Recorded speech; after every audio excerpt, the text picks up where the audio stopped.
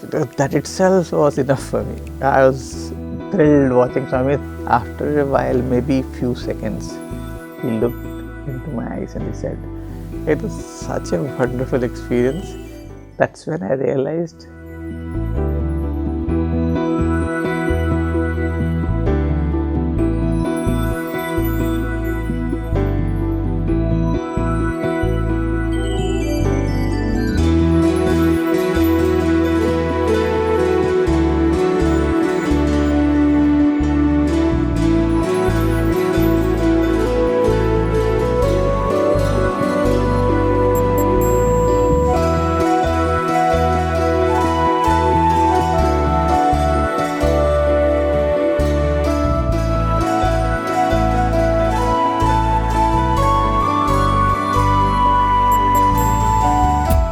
Swami is the living embodiment of all Vedic dictums.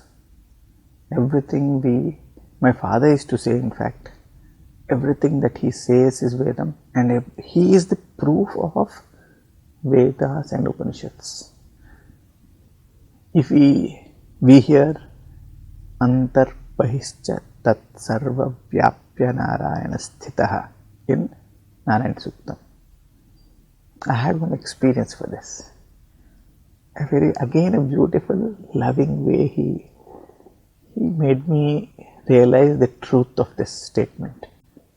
Antar is inside, Bahir is outside, Tat Sarva means everywhere, Narayana Sthitaha.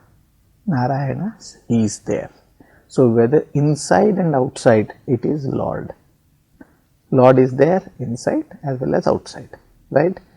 So it's a beautiful statement. What is this inside and what is this outside? I got an understanding of what is this inside and what is this outside. And that happened way back in 1981-82. I was in my first year degree. And I was studying in Vrindavan then. Summer holidays, we had come to Parthi. Swami was in Puttaparthi. Swami didn't go to Kodai. At that time, Kodai wasn't there. Kodai started much later, 1990s it started.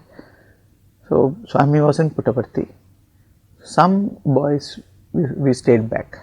Always it used to happen that a few 10-15% of the hostel used to be wherever Swami goes, we used to go around with Bhagawan. So, we came to Parthi. And because it was peak summers, the crowd was also not much because it was really hot, and construction of this college building, hostel building, all this was going on.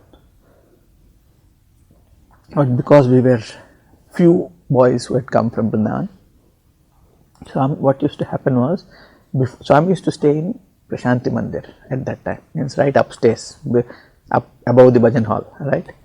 So there, before Swami used to finish, after finishing his dinner, after bhajan dinner, and before going up to retire, Swami used to call Vrindavan boys inside, almost every day. And he used to talk to us on various things, like Bhajagovindam was one day topic, how important it is to take God's name.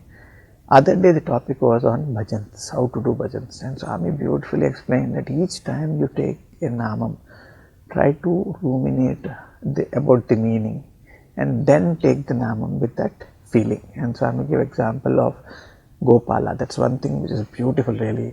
I am so enamored by that explanation. It's constantly I keep reminding myself.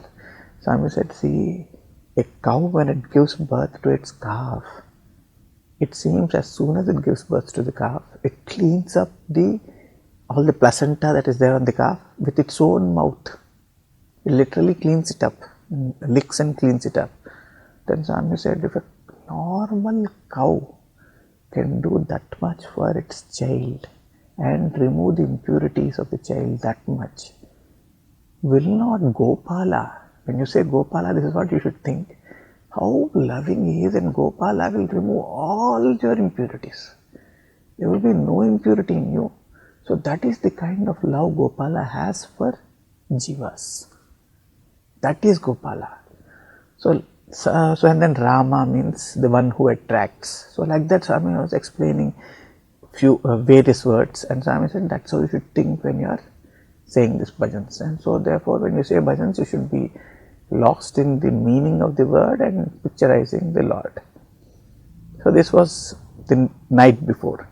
Next day was, and at that time bhajans were at 11 to 11:30, not 11:30 till Swami comes back.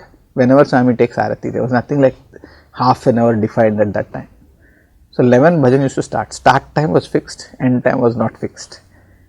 So and invariably what used to happen, Swami used to take car and come and see all these constructions.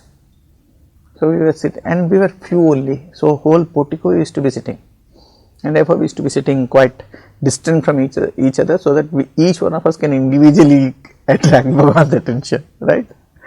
So Swami and bhajan started. Swami had gone out in the car for seeing this, and bhajans were going on. Till Swami comes back, bhajans have to go on. So bhajans were going on.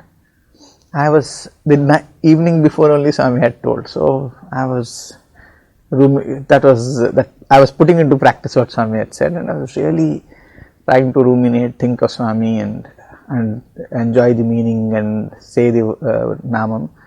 That time suddenly it just so happened, sometimes it happens for, I am sure for everyone, Swami's form, we tend to meditate on one particular form or pose of Swami. I love one pose of Bhagavan where Swami he used to do that very often earlier time. He'll come on the end of that Prasanthi Mandir, down it's all sands, and it was a beautiful setting at that time. It was Kailasa, literally Kailasa, with trees around, the neem tree and the coconut tree, all of them around. And evening time what used to happen was the birds used to be chirping, right?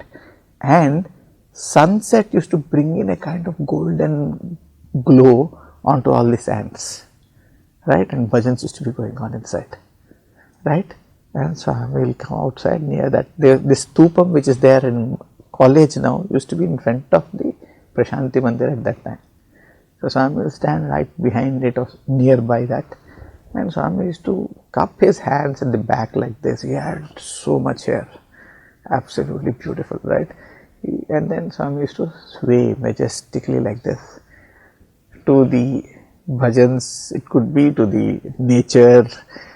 It used to be a completely heavenly sight to watch, and I used to love that. I used to wait for Bhagavan to do that.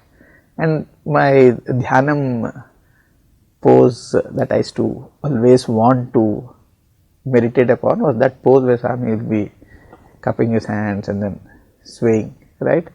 So even now you really imagine that, you will really feel thrilled. It's so beautiful, and it's like he is all powerful Lord standing and listening to you, responding to you, right? So I used to love that form. So as I was that day doing bhajans, that form was absolutely clear in my mind's eye. Eyes were closed, but I could really see Swami in that form.